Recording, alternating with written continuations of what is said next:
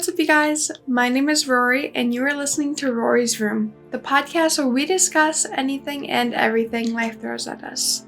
It is currently 6 o'clock in the morning, but I decided to wake up really early to film this episode because, one, me and Jacob are celebrating our Christmas today, which I am so excited. I am a really bad secret keeper, so especially with gifts, because gift giving is one of my love languages. It is so hard for me not to tell people what I get them for gifts immediately after. And as I stated in previous episodes, I have been buying Christmas gifts all throughout the year instead of just in 1 month to save money. Well, not save money, but spread out the cost of buying said gifts. And also because I make gifts with my paintings and stuff, it gives me more time to make those and plan that, and yeah, it's just crazy. Our anniversary and his birthday are also within a couple weeks of each other, so I always feel the need to plan ahead of time because I feel otherwise I'll just forget that I didn't get him something for a specific holiday. So that's just something else. But I'm so excited because I honestly can't even remember what I got him for Christmas, so it's going to be a surprise for me too. But I'm still super excited.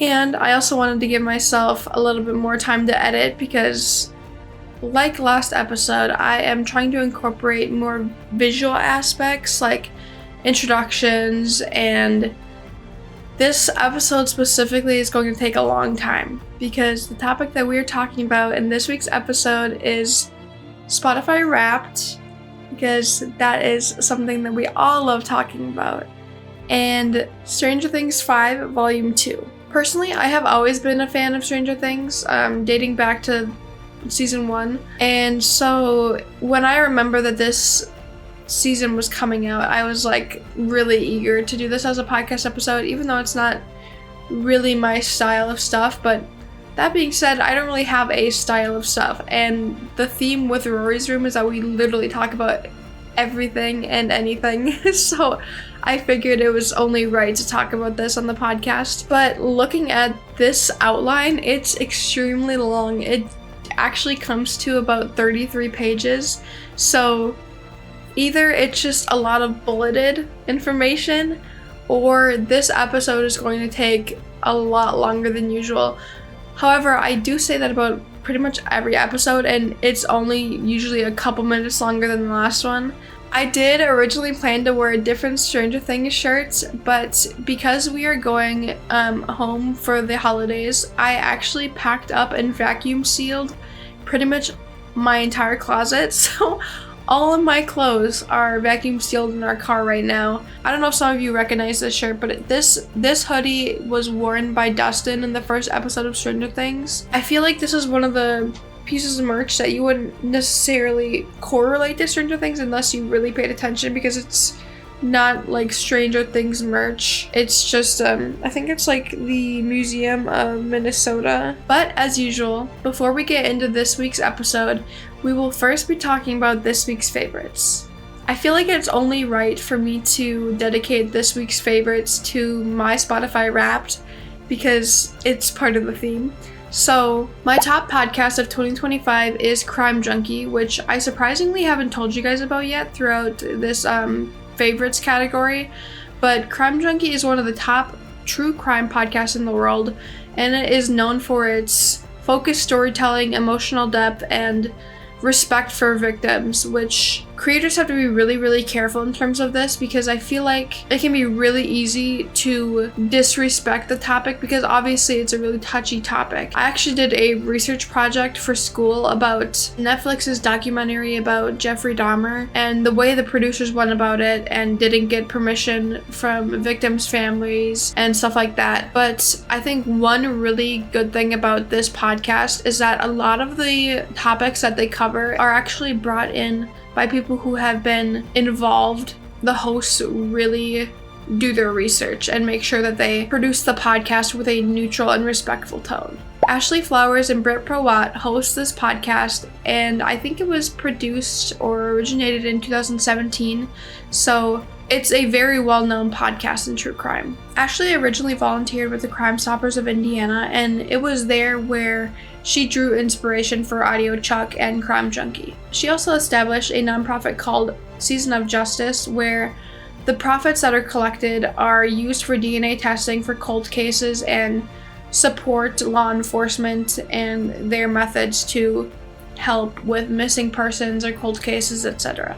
Ashley serves as the primary researcher in this case, so a large portion of the podcasts are her, and her co-host Britt serves as kind of a, I want to say, like, listener perspective. So she brings up questions that we ourselves as the audience might have, which between the two of them really makes for an intriguing tone and conversation storytelling-esque. So I think that's one thing that really makes their podcast great. Each episode focuses on one case. Sometimes it'll relate to other cases if there is significance, like involving a serial killer or stuff like that. Some examples are missing persons, unsolved murders, etc. So basically anything that a true crime person could ask for. Crime Junkie episodes are structured in a way that is really easy to follow, and Ashley and Britt also pride themselves on being a victim-focused podcast, really driving home the emphasis on empathy and respect towards the victims and their families, which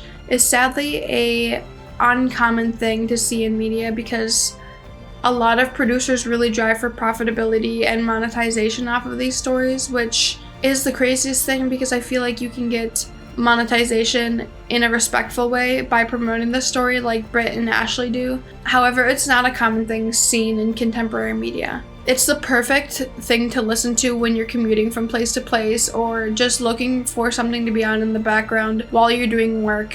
One of the biggest reasons why I think that this was my top podcast was because for the longest time I would be listening to back-to-back Crime Junkie episodes when I'm cleaning, which is like 3 hours or so every Sunday. But there was a large portion of time where I was listening to it. I think it was like 6 hours while I was playing the Balatro game, and I didn't even realize that much time had gone by until after the fact. There are a lot of popular true crime podcasts that people are familiar with, but I have only ever listened to Crime Junkie, which I feel like I could definitely broaden up my horizons, especially if I'm going to be promoting podcasts every single week for this podcast, but I feel like Crime Junkie will always be my favorite. And moving on, the song that I listened to most in 2025 was Inside Your Mind by the 1975. I really enjoyed listening to Inside Your Mind because I feel like it gave me a sense of main character energy, which,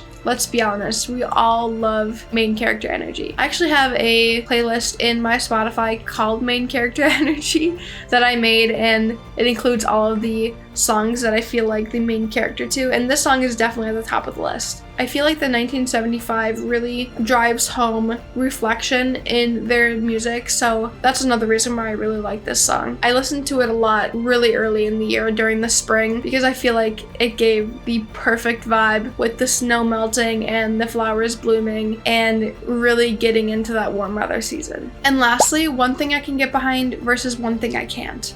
One thing I can get behind is definitely navigating your passion fearlessly because in my experience, there has been so much time that has passed where I stopped doing what I loved because I was scared of what other people thought. When I was a teenager, I had a YouTube channel. This was back when I was like, I think like maybe 12 or 13.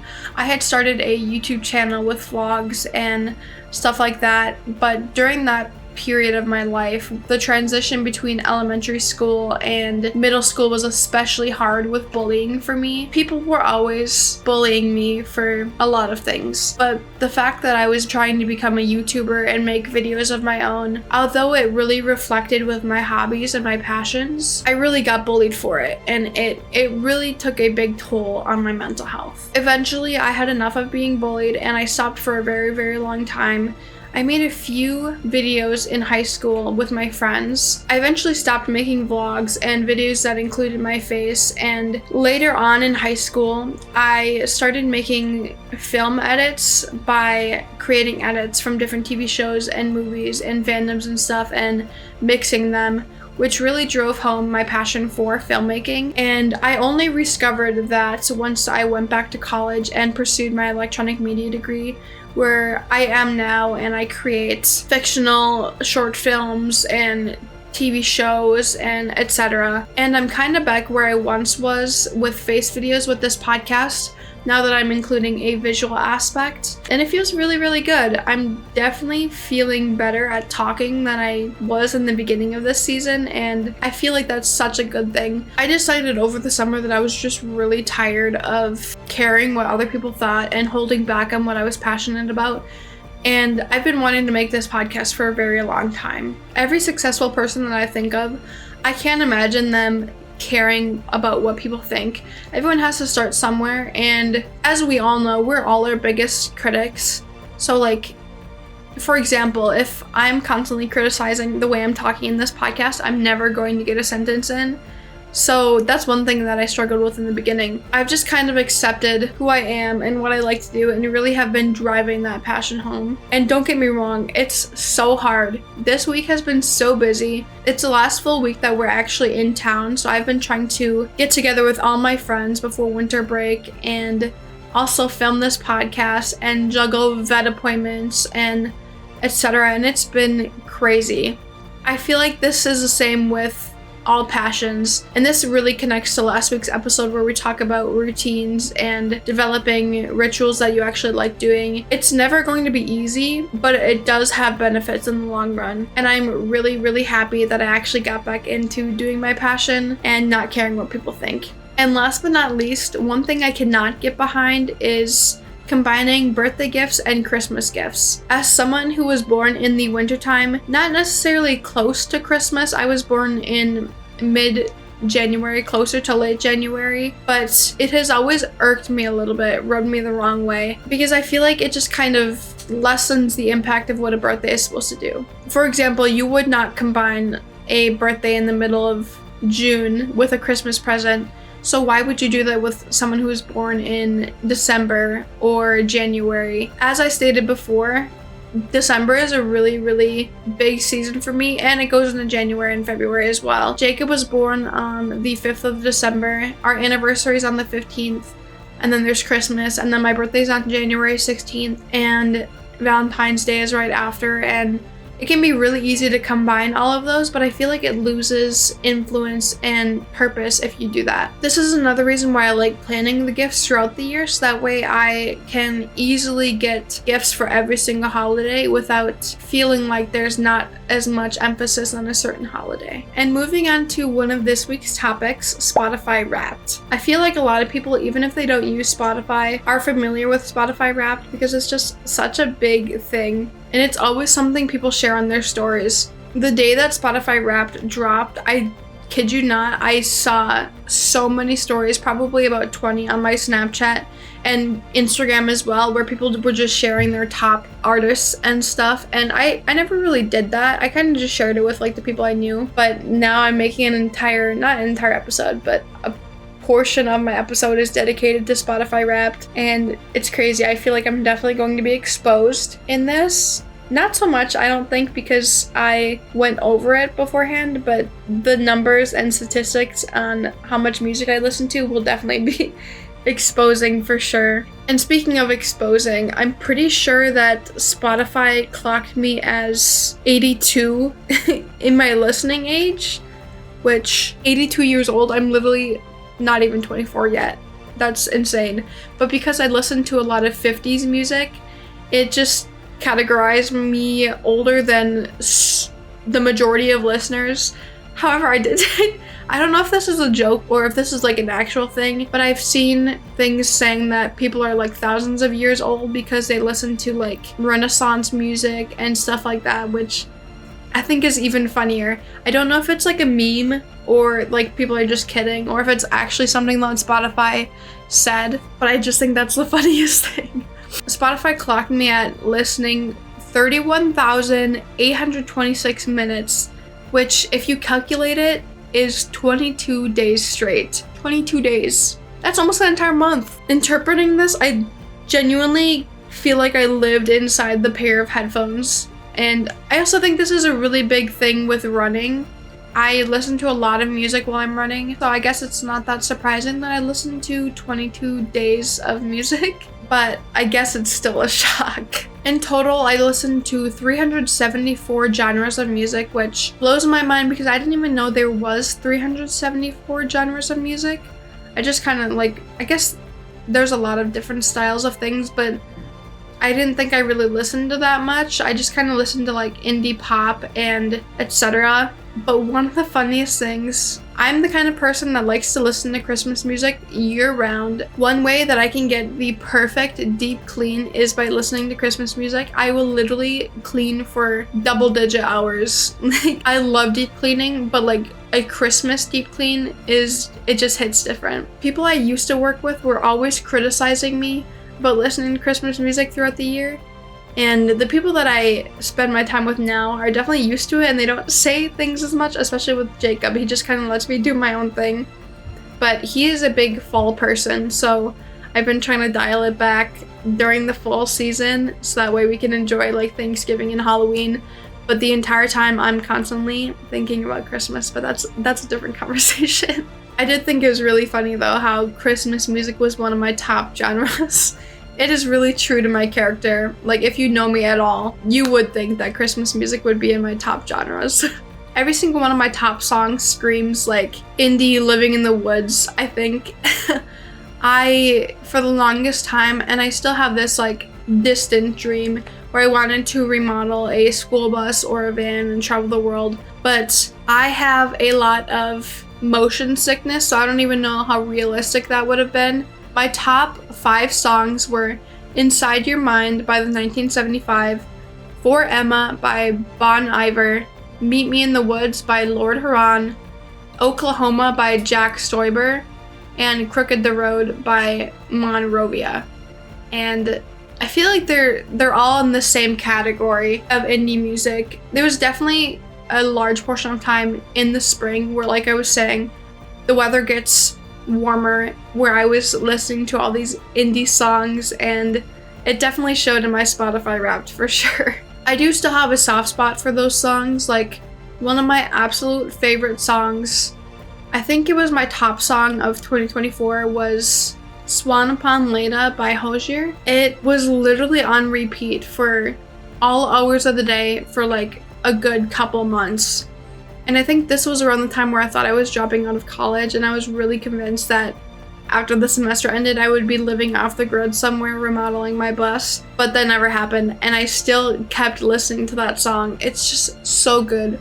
There's a part in that song where it's talking about how, I think it was a grandmother smuggles medication to keep her grandchild alive, and it really hit so hard, especially during that time with politics and stuff like that. But I highly recommend you listen to that song, even though it's not the song of the week. Just trust me, it's so good. I listened to almost 2,000 artists throughout the year, but it is no surprise that my top artist was Tate McRae. I feel like I get into specific seasons of my life where I just start listening to artists on repeat, their entire soundtrack, and I do that with a lot with Tate McRae. In total, I listened to her songs for 699 minutes, and that made me one of her top 2% global fans. I first started listening to Tate McRae in 2020 after I went through a breakup, and fans of Olivia Rodrigo, Tate McRae was my go-to breakup music. And the top song that I went to was You Broke Me First. That hit so hard. I literally had that on repeat, crying my eyes out in the parking lot of a beach and laying on the beach all day in the sun and listening to that song. It was so good. And I really, really like her new songs. They're definitely one of my favorite things to listen to while I'm doing cardio. They just hit so good and really drive cardio for me. The next artists were Selena Gomez, Somber, Frank Sinatra, and Shawn Mendes. And Frank Sinatra really dates back to the 50s, where Spotify called me 82. that's just an example of some of the music that I like to listen to. I feel like Storm, our cat Storm, her middle name was actually Sinatra, so we played that a lot for her when we adopted her. And a lot of his songs are also mine and Jacob's songs, so we listen to that a lot. But I really do enjoy that type of music. The top albums that I listened to were I Said I Love You First by Selena Gomez and Benny Blanco, So Close to What by Tate McRae, Handwritten by Shawn Mendes, Mountjoy by Mountjoy, and Love and War by Flurry. I started listening to I Said I Love You First by Selena Gomez almost as soon as it came out while I was doing half marathon training, so I would just listen to that entire album for the large portion of time when I was training that week. And because I was so focused on running, I never changed the music, so it just constantly played the entire album over and over again until I stopped running. And that's probably why it's one of my top albums. I'm actually surprised that it beat Tate McRae because I listened to that a lot. I may not listen to it all at once, but I definitely listened to it numerous times in quantity. And Handwritten by Shawn Mendes is one of his older albums, but it's one of the most nostalgic things. I used to be a big Shawn Mendes fan in high school especially, and moving back to like his MagCon era, I was a big fan of MagCon. And I feel like there's just a sense of nostalgia that his newer albums cannot compete with Handwritten for. So I like to listen to that occasionally, like during certain eras of my life where I listen to Tate McRae or Girl in Red, etc. The club that Spotify put me in was called the Soft Hearts Club, which is basically like people who make playlists a lot, and that really checks out because I've always made a lot of playlists and I like to personalize my music to fit certain experiences like working out, calm music, essay writing, etc. But I also really like making personalized playlists for people for gifts. And I did that a lot this season, towards the end of this year. So that's no shock that that's the club that I'm in. The Wrapped Files section really called me out though, because like I could go from like listening to like Elvis and Tame Impala to PewDiePie, which is crazy because I don't even remember listening to any PewDiePie songs. However, there are like parody songs that I come back to like every couple of years of my life. I don't know if you guys have heard it, like Brofist made by Rumi. And the same thing goes with like the Five Nights at Freddy's songs. Maybe I'm exposing a little too much of my nerdy self. And this is what I was talking about by exposure. I'm just gonna stop talking and we're gonna move on to the next topic. Stranger Things recap from volume 1. This volume was a lot, and we've only gotten 4 episodes, so there's a lot to cover here. This is one of my favorite shows, especially like dating back to when it started, which is crazy to think that it started almost 10 years ago. If I'm correct, we're going to be getting another 4 on Christmas Day, and the finale comes on New Year's Eve. I can't remember the exact dates. So we're gonna have about 9 episodes total. But one of the big things about this season is that the episodes are longer as well, so they're about like an hour and 10 to 15 minutes long, so they're almost the length of a movie.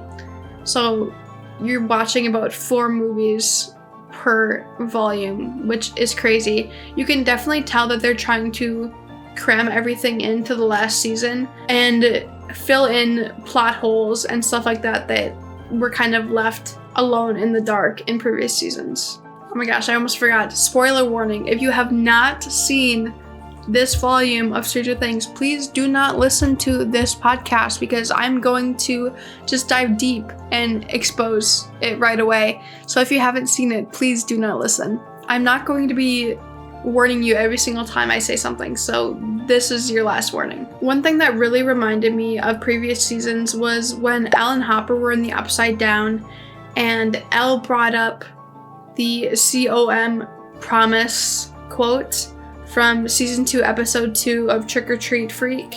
It really reminded me of their time in the Upside Down together, like when they were closing the gate and etc. But Elle's direct quote of the COM promise for compromise really brought us back to where it all started and how far they have come. Another way that the Duffer Brothers really revisited origins was by placing Erica in Scott Clark's class, because it really defines how much time has passed. She is now the same age that her brother and the party were when the show originally started. And I also got so excited when I saw that Scott Clark was in this show, because I feel like they had his character, and once like the plot really started developing, he kind of just disappeared and was never talked about again. And I really do like his character because everybody loves an inspiring teacher. They also did a really good job at connecting everything by placing Hawkins' lab as the center of the wall. Like Lucas was talking about in this season, there really is no coincidences and everything has purpose and interconnectivity. So the fact that Hawkins' lab is the center of where everything is happening,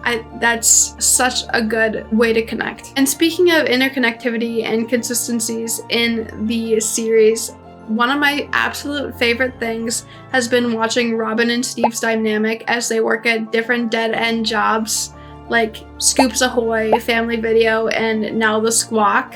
As someone who works and is learning communication, I felt very seen in this season because I work with like radio and video and stuff. So it was nice seeing the way that they portrayed radio broadcasting and put that area of that into the series. I feel like it fits a lot with like the AV Club where it all originated, which also brings us back to revisiting origins. It was just a really good decision to have them work at the radio station.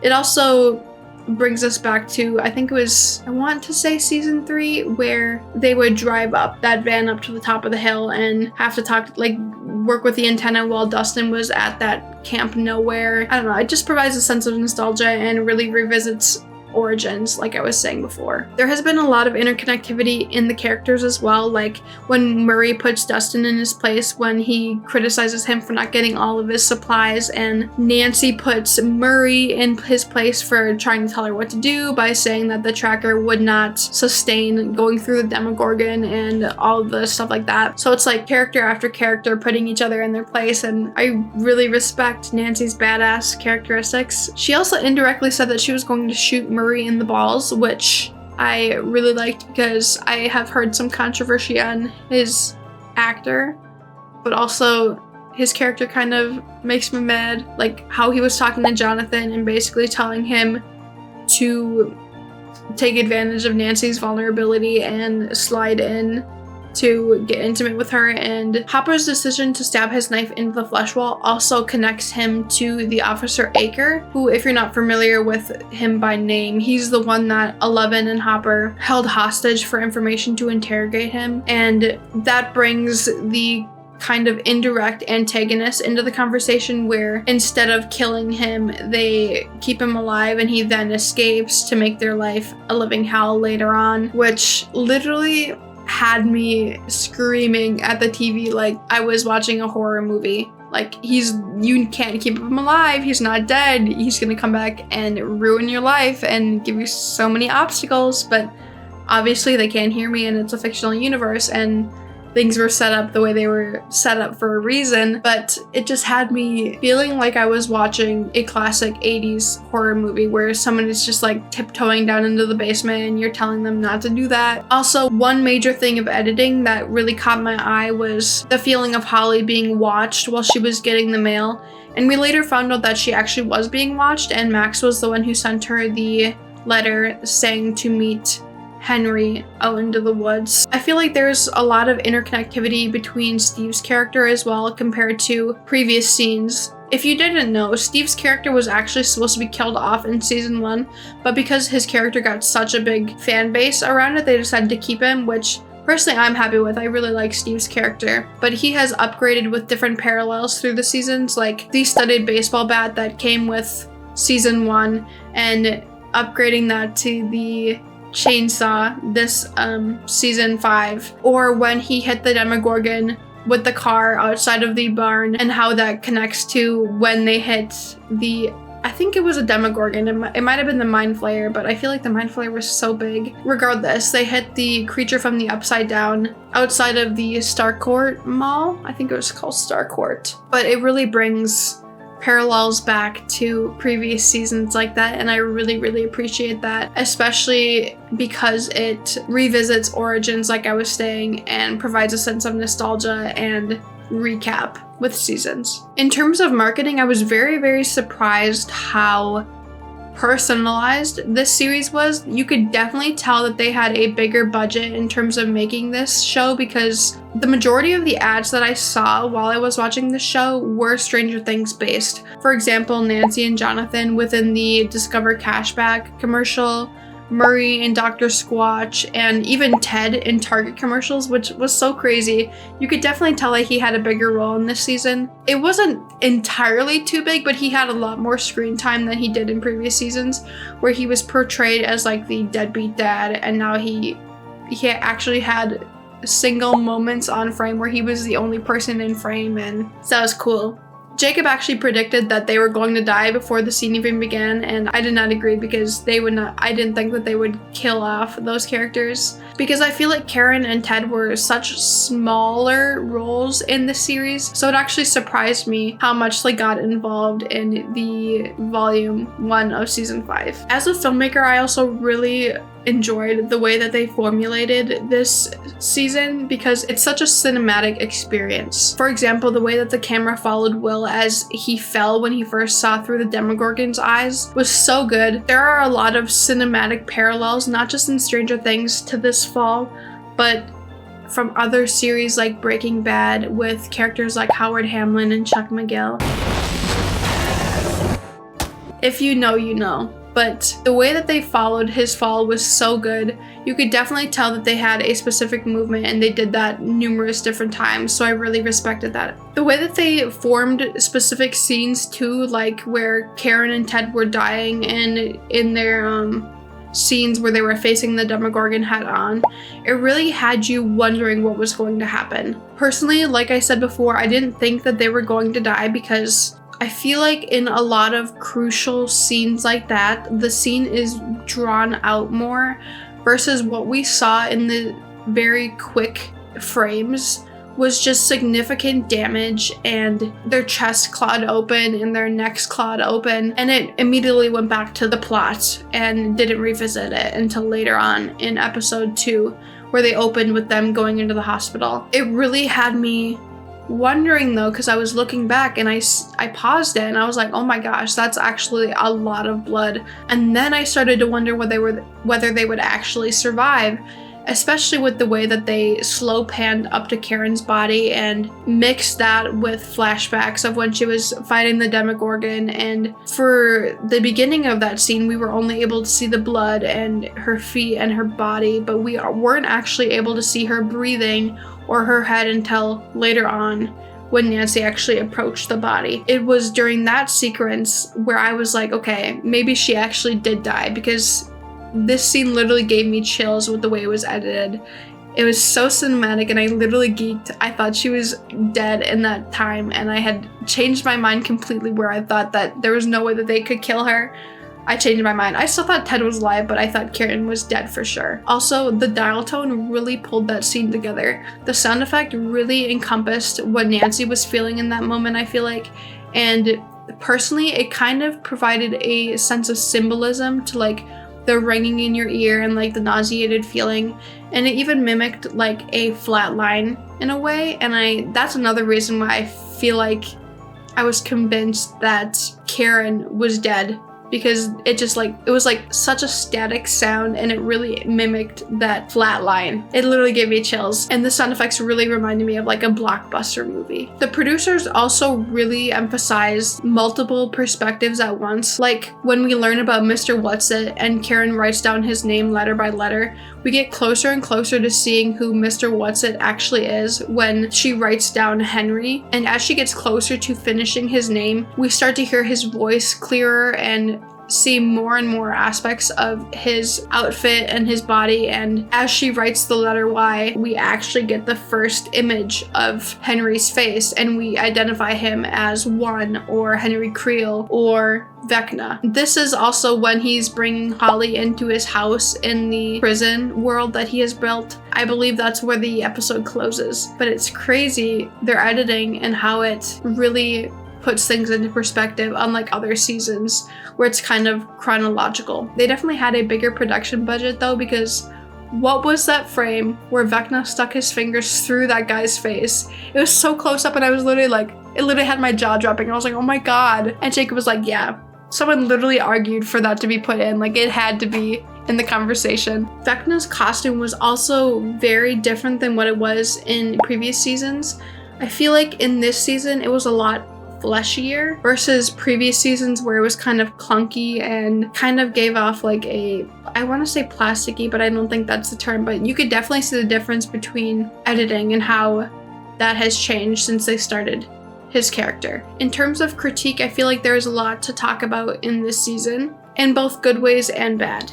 Season 4 literally ended in the most apocalyptic way possible, with the world literally splitting in half, and Season 5 seemed to really resolve this off screen just by like placing gigantic metal band-aids and cement into these cracks and not really taking it seriously in terms of regular civilization. Kids were literally sledding down these cement band-aids and getting super close to military bases, and it didn't seem like there was like a threat level registered in any of these kids' minds, which I understand is like a characteristic of children, but I feel like if the world were to split in half and I was a kid, I would not want to go down that. Are you kidding me? That's a death wish. There was also a lot of conversation in this series where I feel like was just very unrealistic. Like, no one would talk like that. Like when the bullies approached Dustin in the cemetery and that one kid said hiya, like, I get that.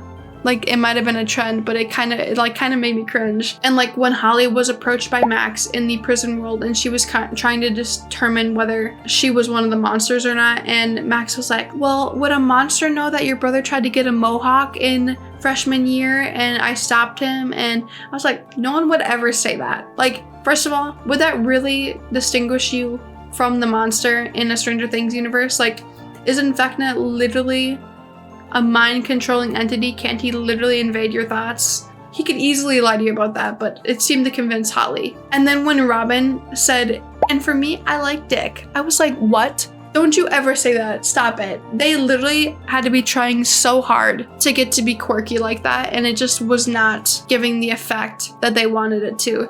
And the same thing goes with when Mike and Lucas were in the tunnels and they said, let's just not hope it's too hard. And Lucas said, if it is, I'll soften it. I was like, that one was a little bit more realistic because boys will be boys, and especially like high school boys that are like eager to make anything dirty. But like, I was like, there's no way they just said that. I literally turned to Jacob and I was like cringing. I didn't like that.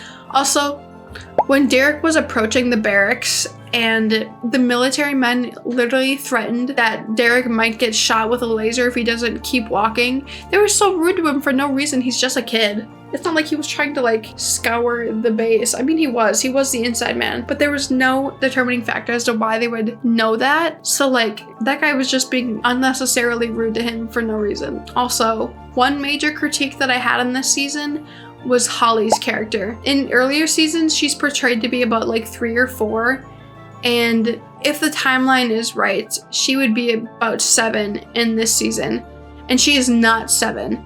I think I actually read something where it said that she was supposed to be 7, but they wrote her as 9 or 10, which that's just the plot hole in itself. If the producers and writers knew that she was supposed to be 7 and they still wrote her as 9 or 10, that was just an ill decision on their part. They could have very easily fixed that by just writing her as younger and putting her in a lower grade.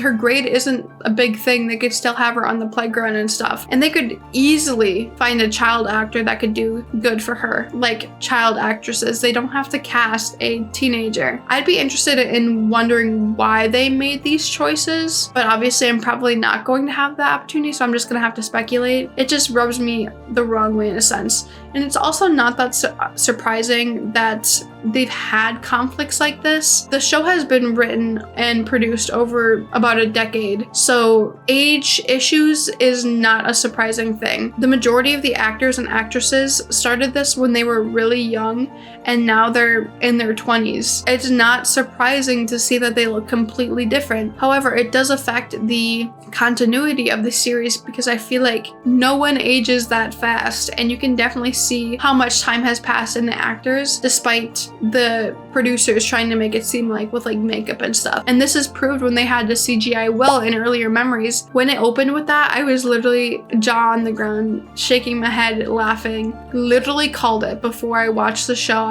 I think either Jacob said something or I said something about how the fact that earlier memories would have to be like CGI'd. We never thought they'd actually do it, but they did. And characters' actions were also kind of unrealistic in some scenes. Like when Lucas walked up to the bully when they were bullying Dustin for wearing the Hellfire shirt. I think it was supposed to be intimidating, but it was anything but. Personally, I don't think Lucas is very intimidating, so when he was walking down the hallway trying to look all buff, it didn't scare me. I actually kind of laughed. And other things like when Ted and Karen don't hear Holly screaming or the Demogorgon literally tearing through their ceiling, I just found it unbelievable. Like Karen was literally just a few doors down and she didn't hear the Demogorgon literally busting through her house. Ted I can get behind a little bit more because he was outside playing golf, but I still feel like you would hear if your house was literally falling apart. I get that they were trying to like add like a little bit of an edge where like she obviously would disappear without anyone knowing, but I just thought it was kind of unrealistic. That also can be applied to when they're busting down the bathroom floor in the barracks when they're trying to break out the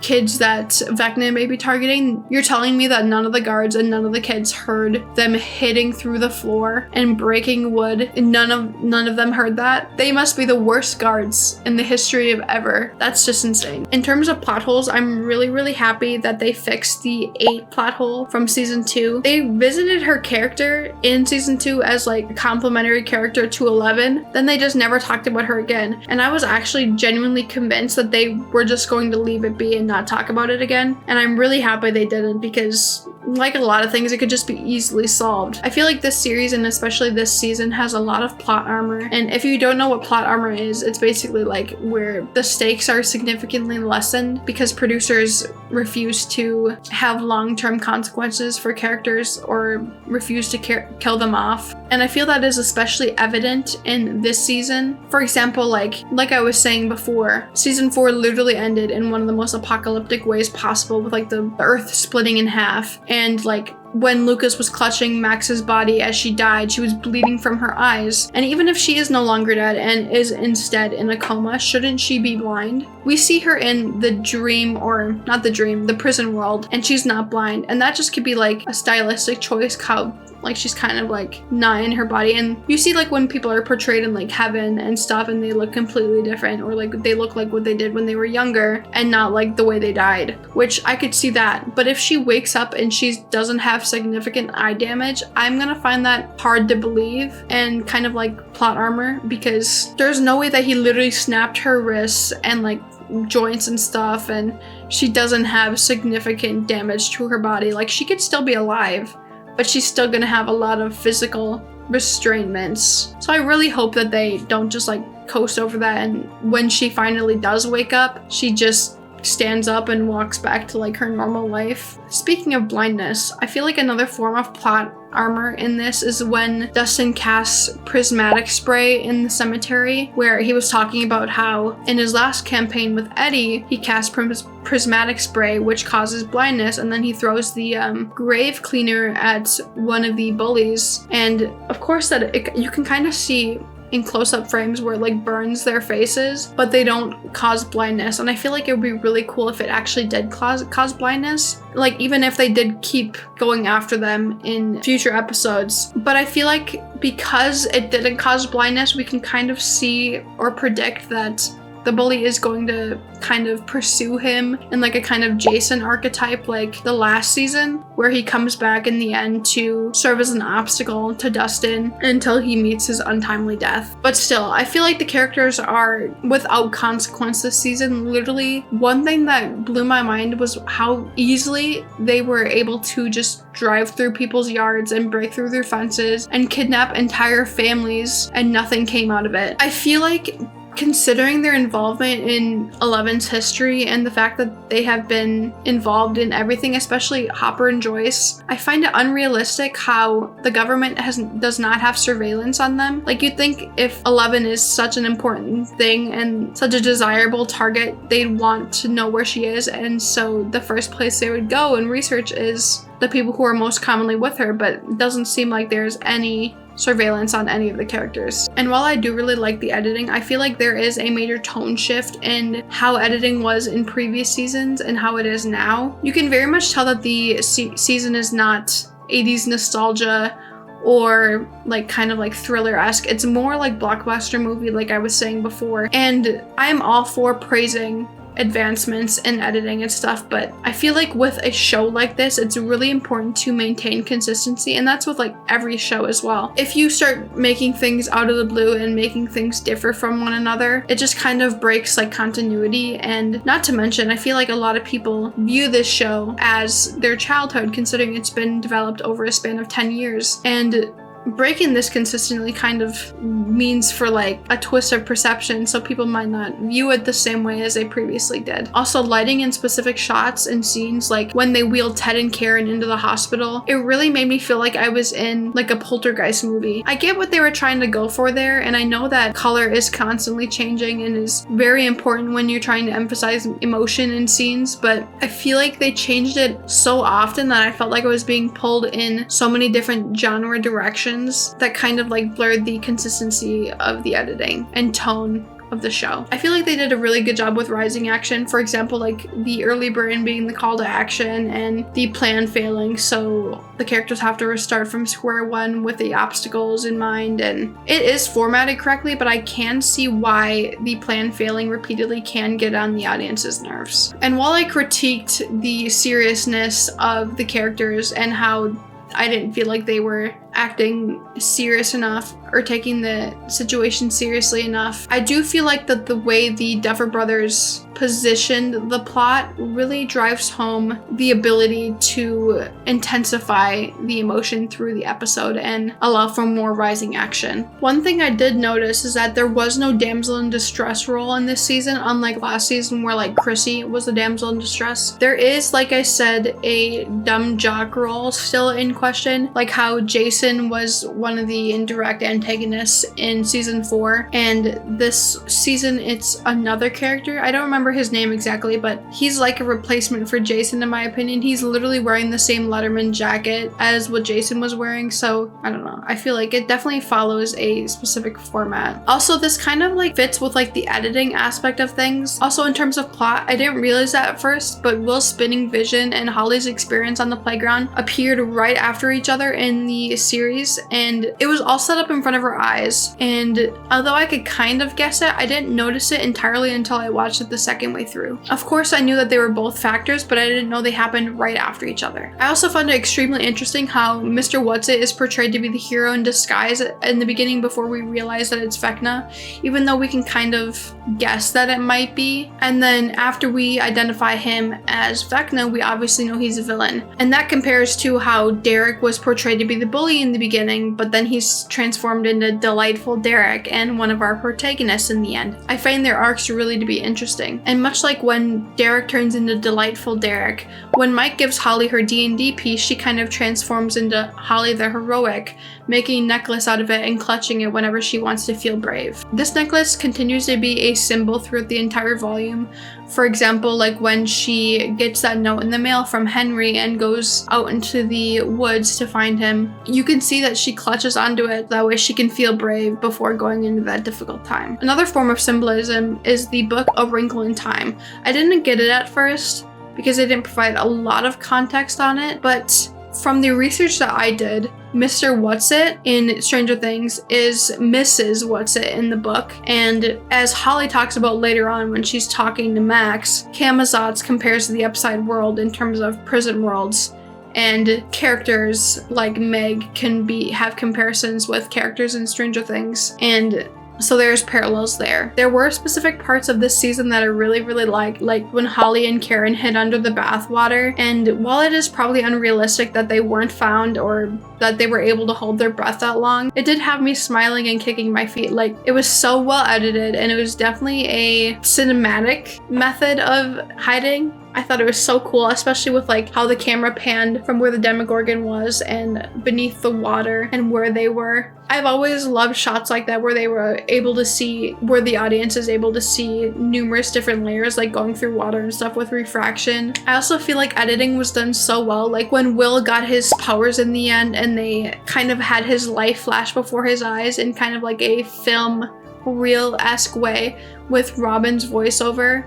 It was so good. It literally had me in tears. I know a lot of people that have had that same effect on too. Like one of my friends has their background on Discord literally being the swing set scene between Mike and Will. It's so good. I thought that was such a good addition. I also noticed like an Easter egg in Max's cave, the cave that she hides from Vecna in. There's a for sale sign in the back, and I wonder maybe she had gotten it from her old house. Like if Hawkins is in this prison world, like the entire city, it's possible that she went to their house and took that for sale sign back as like a momentous symbol. I thought that was really interesting. I paused it and I saw it, and I thought that was a really good Easter egg on the production side. I also wrote down some of my favorite quotes from the season, like when Erica was supposed to call 911 when she had when she put like benzos in the pie and the entire family had passed out, but Tina did not eat the pie, so she's like, Erica, I told you to call 911, and Erica says, and I told you to eat your damn pie. I thought that was so funny. There's also like the quote from Joyce where she says, it's harder to save the world when you have the sniffles, or when she's talking to Derek later and she says, you're not dipshit Derek, you're, and he finishes the sentence with delightful Derek, and later says, Ashley Klein is a snitch. I felt that one. Ashley Klein is a snitch. They could have got that done so well too. I mean, the bathroom was flooding, but if she hadn't said anything, they probably could have got everyone out. Not that it would have turned out really good, considering Robin and Murray's vehicle were flipped over and the kids were stolen anyway, but for the plot, I guess.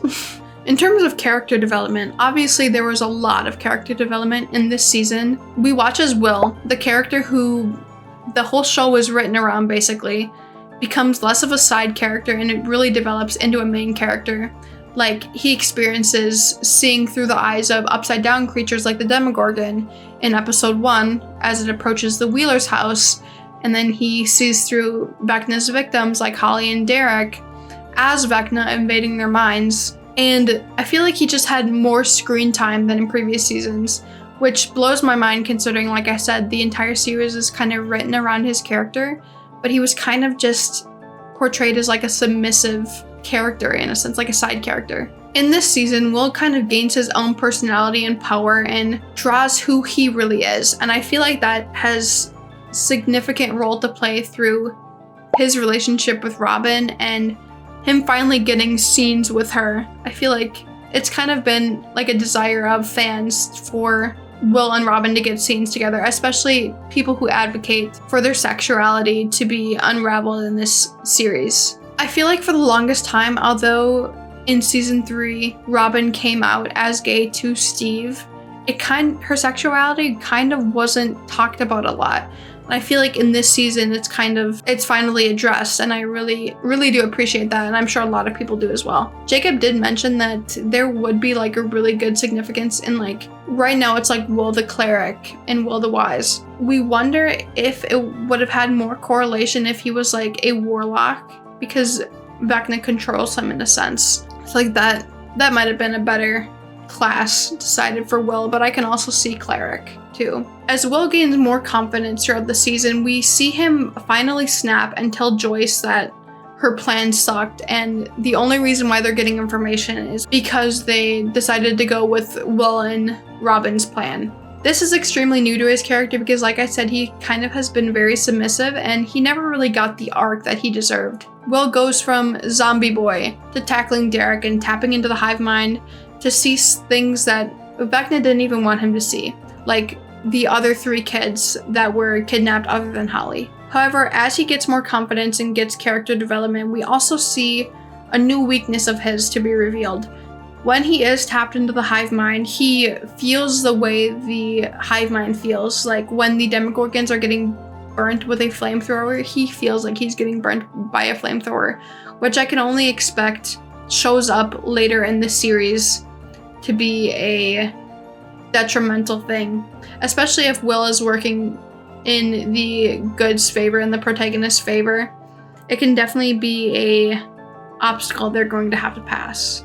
Afterwards, when the party is kind of captured by the military and questioned as to why they were breaking into the barracks, the Demogorgons come back and obliterate the base. And obviously, this is when Vecna comes through the gate and quite literally belittles Will and blames the whole war on him for being a weak-minded 11-year-old boy, which is so crazy. He did not hold back at all. This is ample room for Will to have character development because, as we saw in like the finale of Volume 1, Will finally takes control of the hive mind and can snap the bones of the Demogorgons and suspend them in air so they can't kill his friends. And I thought that was insane. And not only that, but like I was saying, when his life flashed before his eyes and Robin's narration showed up, it was such a good piece of editing. And also the signature 11 nose wipe, where she uses her entire arm and wipes away the blood from their nose. Insane. You can definitely tell that like a new protagonist is emerging and it's not just 11 being alone. She also has 8, of course, but I feel like this is Will's time to shine for sure. Jonathan, on the other hand, doesn't get as good of character development as Will does. I feel like his character in this season is kind of shallow and all of his energy is basically targeted towards Steve, and he's convinced that Steve is trying to win back Nancy. And although I don't condone Steve's actions, like he could definitely be better at it, I do think he's just being a good friend. And we found this out later, like Steve really calls out Jonathan for being a bad boyfriend. He literally calls him a paranoid pothead weirdo and basically calls him out for being so distracted when Nancy's going through stuff. I feel like Dustin also drew the short straw in terms of character arcs. Like he developed an angry personality and kind of an attitude after Eddie's death where he acts like he has nothing left to lose. And personally, I think he's kind of unbearable to be around versus his character previously. That being said, as a filmmaker and a writer, I can see the significance of his character development and I can respect it. I actually like dreaded the scenes that he was in because I just knew he was going to be so rude. This reps back to when Murray had to put Dustin in his place for when he was criticizing him for not getting all of his supplies. And he was kind of more grounded in this experience, and then he immediately gets back into character with the I don't care attitude and drills through Steve's beamer for the telemetry tracker. I really do like the arcs with Joyce's character this season though. I learned a lot through classes over the last semester in terms of framing and such, so I noticed a lot of frames where Joyce was left alone in the frame to emphasize her character arc. For example, like when Hopper closes the trapdoor and doesn't answer Joyce's question, leaving her alone outside kind of really portrays how alone Joyce may feel in this situation and her not wanting to lose someone else again, like Hopper or Will again, or lose her love interest like Bob Newby, like she might lose Hopper in this season. She's gone through a lot and she just kind of doesn't want to deal with that again. This is further confirmed after Will snaps and tells her that her plan sucks. She's never seen this side of him before and she realizes and admits later on that she's a lot and is very hard on him. But we learn that it is because she blames herself a lot for his disappearance in the first place. Like she says that she didn't check on him for 8 hours and she never wants to go through that again. So after learning this, Will and Joyce kind of reunite and come back together after their fight. Their relationship is restored. But we learn a lot about Joyce's character in this conversation. We know that she has been hard on him and we know that she's kind of strict. But it is in this scene that we learn why and what her intentions were during this. Like Karen, Joyce develops a protective parental persona and gets between Will and the Demogorgon and even tries to get between Will and Vecna in the end, but is thrown away very easily by Vecna. I did think she was gonna die in that because I feel like it would be an ample time to kill her, and also because it's like the finale. Vecna ultimately just tosses her to the side and she sees Will's power later on. I feel like one thing that's really emphasized in this season is definitely parental involvement. Like we see it with Karen Finn and Joyce in protecting their kids. And we also see it in obviously Hopper, where he's protecting his daughter, Elle, and doesn't want her to go into the Upside Down because everybody's looking for her and deems it unnecessary for her to go in for some recon mission when they're probably not going to find anything anyways. In terms of Karen's development, like I said, she was portrayed as kind of like a tired side character, but in this season, she really amplifies her protective mother, who fights off a Demogorgon for her youngest daughter, Holly, nearly dying for her. I don't think she'll die now, considering that she's had scenes in the hospital, but you never know. I mean, there's still 5 more episodes. Her shouting, "Stay away from my daughter," really reminded me of Molly Weasley from Harry Potter fighting off Bellatrix, and she says, "Not my daughter, you bitch." I loved it. I immediately correlated it together with powerful mother energy, and it was one of my favorite things. Nancy and Steve also got a lot of character development in this season.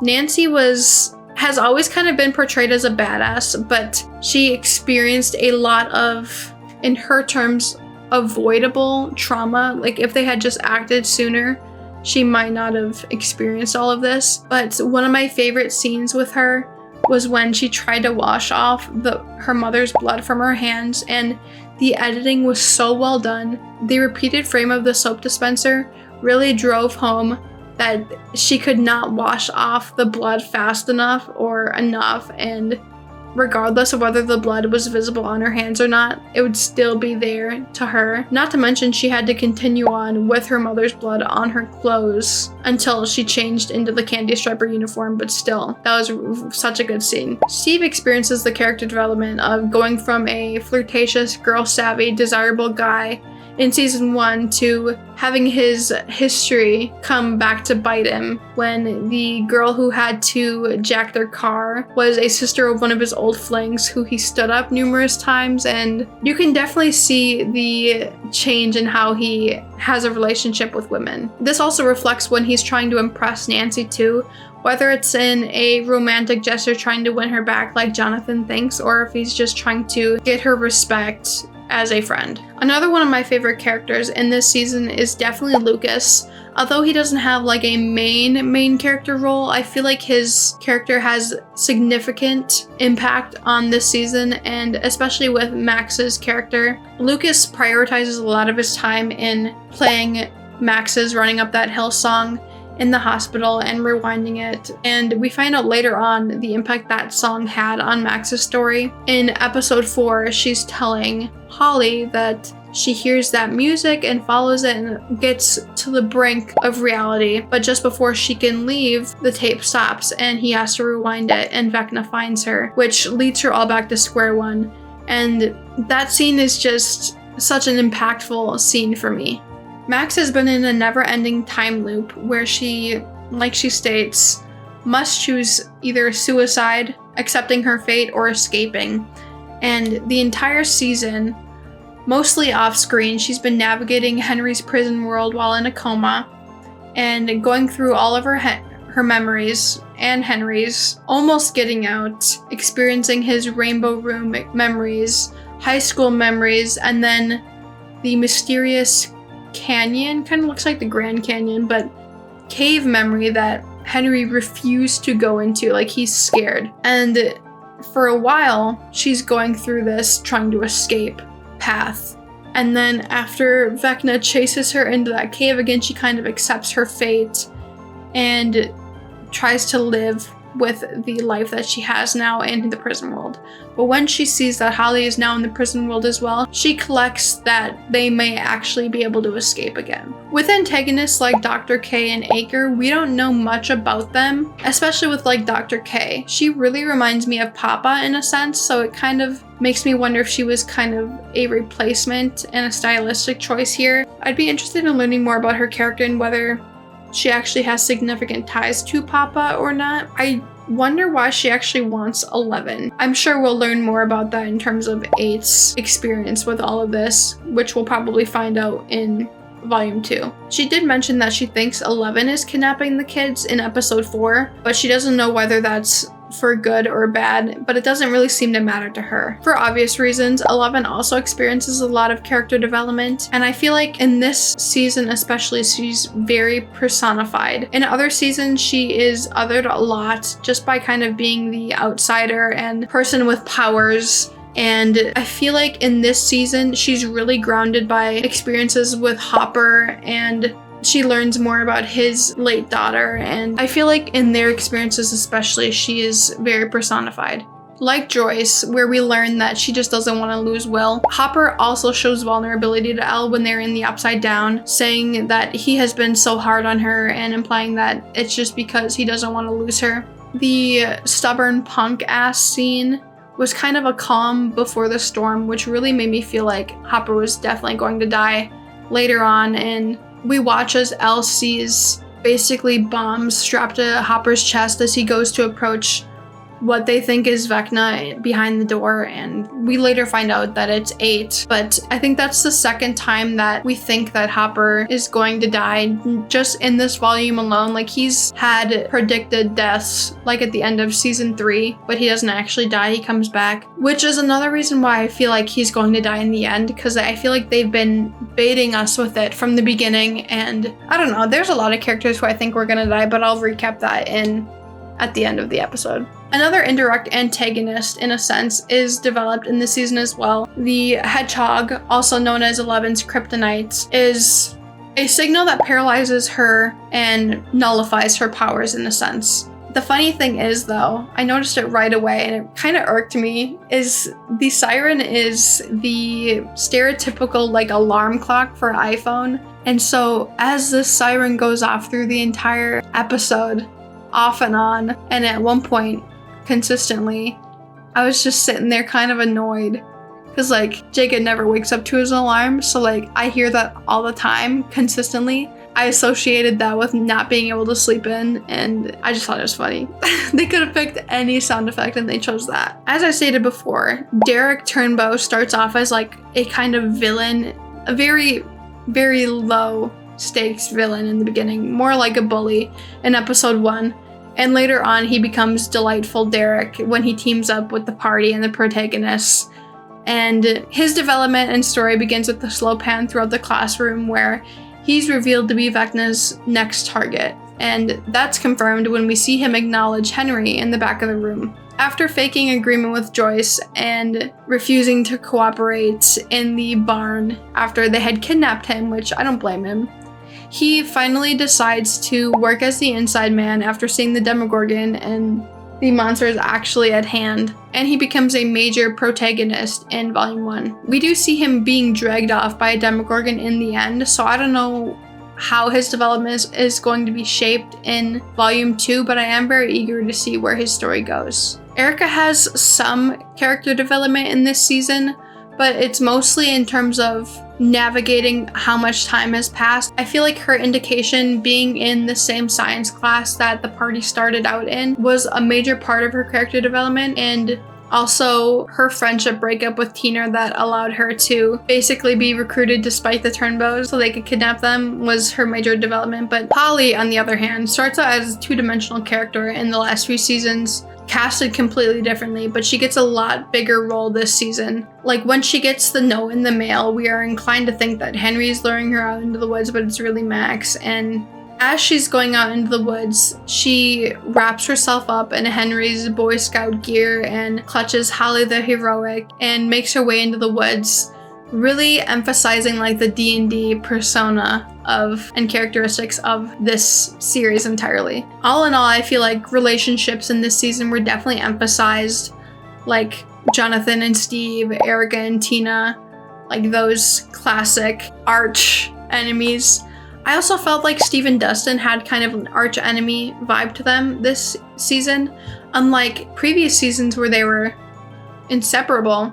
They are now no longer a comedic duo. Instead, they're arguing and down each other's throats all the time. Even Jonathan, who doesn't even get along with Steve, yelled at them to stop fighting, and they actually end up crashing their car in the Upside Down because they're fighting. Other relationships like Nancy and Mike, when they had to bond and play certain roles like the candy striper and the patient in the hospital to get information from their mother about Mr. Whatsit, and Will and Robin, who bond about learning about their sexuality, and Robin helping Will find confidence in himself, really are on the other side of the spectrum in terms of relationships, because unlike the negative relationships like archetypes with Jonathan and Steve and Dustin and Steve, these relationships have a positive outcome on not just the series, but with the character development of the characters entirely. One of the major plot points, I believe, in Robin and Will's relationship is when they're in the tunnels and Robin shares her experience about how she used to look for all the answers in other people, but she really had all the answers. And if Cammy loved me, all of me, I wouldn't be so scared anymore. And this indirectly relates to how Will views Mike. And I definitely believe we're gonna see more of that in Volume 2 in the season finale. I'd be really interested in how they approach Will and Mike's relationship, because we know a decent amount about it, but we don't know how they're going to perceive it. And a major relationship in this series has definitely got to be Henry and Holly, because as I stated before, Henry comes off as the hero or the nice guy in terms of the children's perspective, but we as the audience know that he is not a good guy. And I think Holly really starts to sense that, especially when she finds Max in the woods. When Henry says blackberries are her favorite without any way of knowing that, I feel like that's the first sign where she sees that something is off with his character.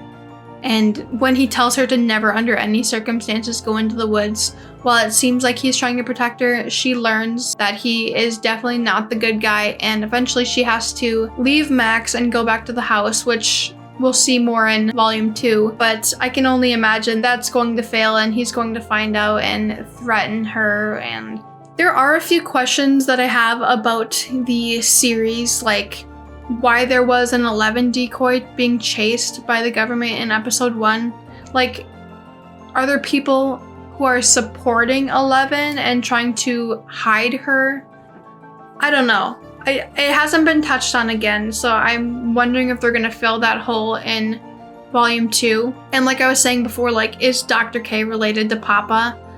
Or is she just kind of a replacement? I'm also very curious as to how they built that much in the Upside Down without getting absolutely mauled. So many of the scenes that we see in Season 5 are people getting obliterated by the advancements of the Upside Down. So I'd be curious to see how they built such a mega base in the Upside Down and are able to travel to and from without getting killed. I mean, we did see them getting pretty messed up in this season, but off screen, they had to have made a lot of progress without getting hurt. Also, some plot holes that I noticed, or maybe some criticisms, I guess. There is a conspiracy that Karen was Henry's sister due to flashbacks in Season 4, but I feel like in the moment where Karen revealed Mr. Whatsit's name to Mike and Nancy, I feel like if she was his sister, there would be some correlation and at least some tension in editing there, but there wasn't. And one last question is that, like, I know Max's parents are considered to be, like, abusive and not good parents, but why haven't we seen them at all, or any of her family with her at the hospital? Like, I know Billy is dead, so he can't be there, but her parents are not present in that section whatsoever. The only person that's really in the hospital with her is Lucas. In terms of what we'll see in the next season, I do feel like we will definitely see the correlation between Will's disappearance and Holly's disappearance and what the timing has to do with the bigger picture. Holly and Henry's relationship will definitely change due to getting closer to the finale and the threat level increasing. I think if Holly finds herself in this bit of a pickle, music is definitely going to be a big enhancement like it was in last season. We even see Henry gift Holly a tape of I Think We're Alone Now, one of her favorite songs by Tiffany, and she ends up talking to that before she goes out into the woods. So it makes me wonder whether he has an indication with music or if it's just kind of like a way that we can get that music into the scene so that way she has something to listen to later. I'm not sure, but I feel like it's definitely going to come into play. And for plot reasons, I think we're definitely going to learn why the wall is so significant and scary to Vecna. I think it might have to do with something with Hawkins' lab, but I'm not sure.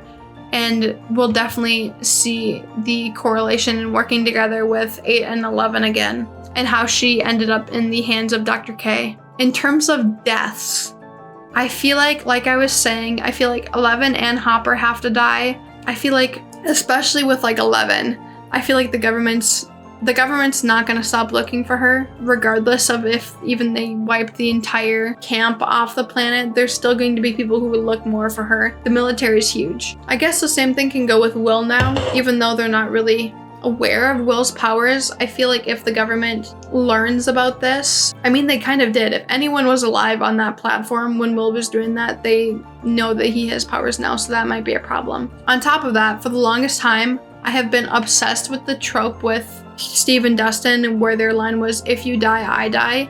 I feel like if they don't kill them both off at the same time, it's a missed opportunity. It also leaves room for them to make up right before they die, or I don't know. I'm really curious as to how they end this, considering it's been 10 years in the making and there's very significant built-up characters. I feel like the refusal to kill some of their main characters in the end is definitely just plot armor in its finest. We never know who it's going to be. But yeah, I think that's about time. I really appreciate you joining me in this longer episode, and I'm glad that we have this shared interest that we can talk about together. I am super excited to talk to you guys next year, and I hope you guys have an amazing holiday season. Merry Christmas, Happy New Year, and other holidays that you celebrate. I will see you guys all next year in 2026 in this season that will continue in January, but especially in the project that we have moving forward with the small business and entrepreneurs. I think you guys will really enjoy it, and I'm really excited to produce that new content with guests. Once again, thank you guys so much for watching, and I will see you guys all in the new year of 2026. Bye!